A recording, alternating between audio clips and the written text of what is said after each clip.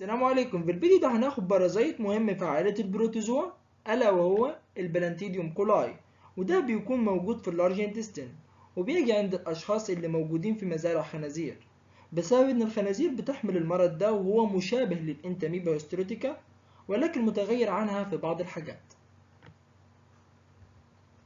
في البداية البلانتيديوم كولاي ودي من البروتوزوا اللي موجودة في اللارج انتستين زي الانتاميبا هيستروتيكا.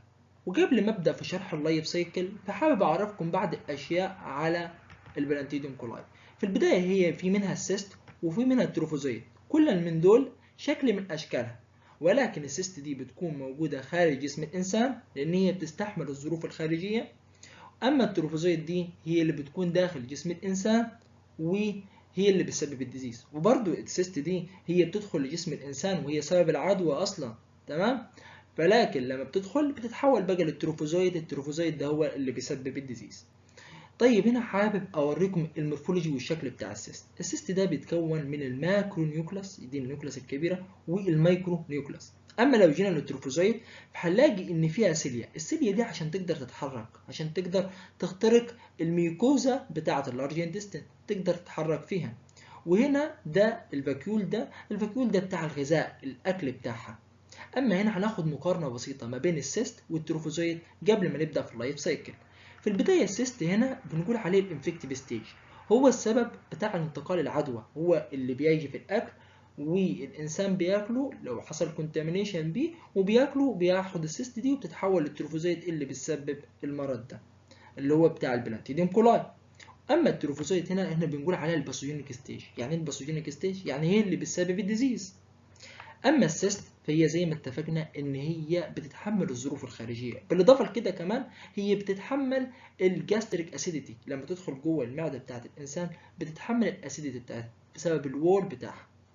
اما التروفوزيت لما بتنزل خارج جسم الانسان لو نزلت في الاسطول بتقعد بس نص ساعه وبتموت بعدين. اما السيست فهي بتاجي في الفورمد سامبل. يعني ايه في الفورمد سامبل بتاعت الاسطول؟ يعني الاسطول المتماسك تلاقي ان السيست موجوده فيه. طيب التروفوزويد دي بتكون موجوده فين بالظبط؟ بتكون لما يبقى فيه ليكويد سامبل، لما الانسان ده بيبقى عنده دياريه كتير، فالاسطول اللي نازل بيبقى ايه؟ عباره عن اسطول مائي، تمام؟ فبيبقى ليكويد، وبسبب الهايبر بريستالزيس اللي بتحصل فالتروفوزويد ده مش بيلحق يرجع ويكون نفسه للسيست، فبينزل مع الاسطول. فالاسطول ده بنلاقي فيه كل من السيست ونلاقي فيه كمان التروفوزويد. في البداية الاكسترنال سايكل فهي بتبدأ بالإنسان اللي بيكون مصاب بالبلانتيديوم كولاي اللي زي ما اتفقنا إن هي موجودة في اللارج انتستين. فالسيست دي أول ما بياخدها وبتكون موجودة في اللارج انتستين بتجي عند منطقة السيكم، وتبدأ بقى إيه؟ تغير بقى في الشكل بتاعها وتروح بقى تكون التروفوزويد. التروفوزويد ده هو ده سبب الباثوجينيك ستيج، هو ده اللي بيروح يدخل الميوكوزا وبيسبب بعض المشاكل اللي هنعرفها في الكلينيكال بيكتشر. ولكن التروفوزويد ده لما بيلاقي ان المنطقه بتاعت اللارج انتستين بيجي فيها جفاف وقل فيها الميه بسبب امتصاص الميه في المنطقه دي، بيروح يكون نفسه للسيست عشان يحمي نفسه.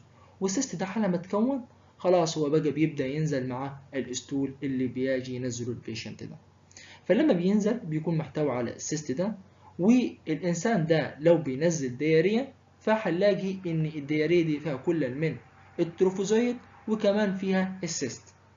بتاجي لما الحشرات دي تاجي على الاسطول ده فبتجي تنقله للأكل، بسبب إن هي بتروح سواء حشرات دبان ناموس بيروح على الأكل ويعمل كونتامينيشن ويحط السيست اللي ما بيبقى موجود في الأكل.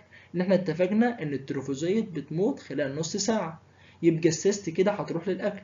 فالإنسان يجي إنسان تاني مثلا غيره أو هو نفس الإنسان يأكل الأكل ده فيحصل على السيست، وكده يبقى عنده البلانتيديوم كولاي. في السايكل دي بيحصل حاجة فيها اوتو انفكشن. الاوتو انفكشن ده بيحصل في الاطفال الصغيرين والناس الكبار. ليه؟ لا، بسبب عندهم باد هايجين، بسبب ان هم ممكن يدخلوا الحمام ما يغسلوش يدهم كويس فيكونوا واخدين السيست في يدهم فيعملوا كونتامينيشن، يحطوا يدهم في بقهم، وخصوصا الاطفال فبياخدوا السيست ويحصل كده بسبب الموضوع ده اللي هي الاكسترنال اوتو انفكشن. اما على الانترنال سايكل فالانسان هنا على ما اخذ الاكل اللي فيه كونتامينيشن بالسيست ده وطبعا السيست ده بتبدا ان هي تنزل في الاستومك، وزي ما اتفقنا ان هي بتتحمل الجاستريك اسيديتي بسبب ان هي فيها الوول بتاعها اللي بيتحمل الاسيديتي بتاعه الاستومك، فبتنزل لحد ما بتوصل لللارج انتستين وتجي عند منطقه السيكم ده، وتبدا تتحول للتروفوزويد. التروفوزويد ده بقى بيبدا ينقسم بواسطة البيناري ديفيجن، اللي هو يبدأ ينشطر كده، ينشطر يكون أعداد منه. يعني التروفوزويد الواحدة ممكن تدينا 16 تروفوزويد. تمام. ال 16 تروفوزويد دول معاهم طريق من الطريقين، لا إما إن هم يبقوا تروفوزويد زي ما هم، أو إن هم يعملوا انسستيشن ويعملوا اسيستيشن كده ويكونوا سيست تاني اللي هتنزل برضه في الأسطول وهتكمل اللايف سايكل مرة أخرى. طيب ده امتى ده بيحصل وامتى ده بيحصل؟ التروفوزايت ده بيحصل تمام لو الدنيا تمام وكويسه والجو في المنطقه بتاعه اللارج انتستين تمام ومفيش اي اضطرابات وجفاف في المنطقه دي، فهي ايه بتحب بقى تخترق بقى في الميكوزا وتسبب المشاكل. اما بقى لو حست ان في خطر عليها فتيجي تعمل انسستيشن وتحمي نفسها عشان تنزل مع الاسطول وتكمل اللايف سايكل في انسان تاني. وبعد ما عرفنا اللايف سايكل فحابين نعرف تفاصيل اكتر عن اللايف سايكل. مين هنا الديفينيتيف هوست؟ الديفينيتيف هوست هنا الانسان، هو اللي صاب بالديزيز وهو اللي حصل له المشاكل. اما مين هنا الريزرفوار هوست؟ الريزرفوار هوست هنا البيج، هي اللي بيبقى فيها الديزيز ده. عشان كده الناس اللي بتشتغل في المزارع بتاعة الخنازير دي فممكن تاخد المرض ده اللي هو اللي اسمه البلانتيديوم كولاي. وكمان بالاضافه كده الانفكتيف ستيج تمام هو السيست اللي كان عمل كونتامينيشن للاكل وانا اخدته في الاكل، او سواء انا حصل له اوتو انفكشن. بالاضافه كده مين الدياجنوستيك ستيج؟ ان انا افحص بالميكروسكوب عينه الاستول اللي نازله دي تمام واشوف هلاقي فيها ان هي موجوده فيها السيست. اما مين الباثوجينيك ستيج؟ فهنا التروفوزويد اللي سبب كل المشاكل. اما مين الهابيتات؟ فالهابيتات هي موجوده في اللارج انتست. اما عن الباثوجينيسيس والكلينيكال بيكتشر فزي ما اتفقنا ان هي موجوده في اللارج انتستين، وزي ما اتفقنا ان هي بتبقى قاعده في الهيومن وهي عايزه تخترق الميوكوزا اللي هي التروفوزويد. التروفوزويد ده عاوز يخترق الميوكوزا ويدخل جوه الميوكوزا كده ويقعد فيها. طيب هو ازاي بيدخل؟ بيدخل من خلال الانزيم اللي بتكون فيه بالاضافه السيليا اللي زي ما اتفقنا ان هي بتكون فيه بتساعده على الحركه، فبيفضل يدوب بالانزيم في الميوكوزا لحد ما بيعمل شكل كده اسمه فلاسك شيبد ألسر. الفلاسك شيبد ألسر ده بنلاقي ان المنطقه اللي فوق بتاعته دي ضيقه، والمنطقه لما يجي تحت كده بيبدا يتسع. ده ليه؟ لان الميوكوزا المنطقه اللي فوق دي بتكون بقى قويه، اما السب ميوكوزا بتبقى اضعف منها، فالتروفوزويد ده بيقدر يتسع فيها اكتر، فبيبدأ بعدين ان هو يدخل في المنطقة بتاعت السب ميوكوزا ويكون موجود فيها. وبالإضافة لكده ممكن يحصل بعدين في المنطقة دي السكندري بكتيريال انفكشن. أما هي تقدر ان هي تطلع بره اللارج انتستين وتسبب مشاكل في اكسترا انتستينال، فهي ما بتقدرش تعمل اكسترا انتستينال مانيفستيشن. اخرها هي اللارج انتستين، مش زي الانتاميبا هيستوليتيكا. الانتاميبا هيستوليتيكا كانت بتقدر تعمل مشاكل في الليفر واللنج وتوصل للهارت، واحيانا كانت بتوصل للبرين. بالاضافه لكده الكلينيكال بيكتشر، فالكلينيكال بيكتشر احنا بنقسمها الى اسيمبتوماتيك، يعني الشخص ده مش بيكون عليه اي اعراض، والشخص اللي بيكون مش عليه اي اعراض ده اخذ السيست، ولكن لما اخذ السيست ما تحولش للتروفوزيه فنزلت في الاسطول بشكل عادي. ولكن الانسان ده نقول ان احنا ما نعالجوش؟ لا، لازم نعالجه، لان الانسان ده يعتبر كده بينقل الديزيز ده لشخص تاني. بالاضافه لكده ان هو طبعا اما الاعراض اللي هتظهر عليه فهي بتظهر عليه الديزنتري والتنسمس. الديزنتري ده الانسان بينزل بلاد وميوكس في الاسطول، اما التنسمس ده بيبقى عنده ايه زي التعنيه كده وفي كونتراكشن في منطقه الانال، عشان كده بنلاقي الانسان ده بيفضل يروح ويجي على الحمام كتير. وكمان مش بينزل كمان يا ريت ستول، لا هو بيبقى مفيش ستول ولكن رايح جاي على الحمام بسبب الكونتراكشن اللي حاصل في منطقة الانال ده وشغال ينزل في البلاد والميوكس. وبالاضافة لكده ان الشخص ده بيبقى عنده ديارين.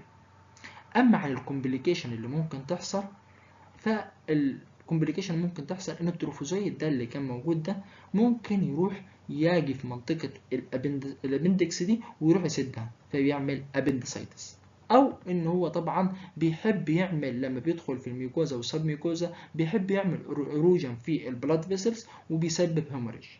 اما عن التشخيص، فالتشخيص هنا زي ما اتفقنا ان هي موجوده في اللارج انتستين، فاحنا بنشوف الكلينيكال بيكتشر اللي جاي بيها البيشنت ده، فبنلاقي ان هو طبعا عنده ديزنتري وعنده دينسمس وبيفضل وبيقول ان انا عندي دياريه وشغال بروح الحمام واجي كتير.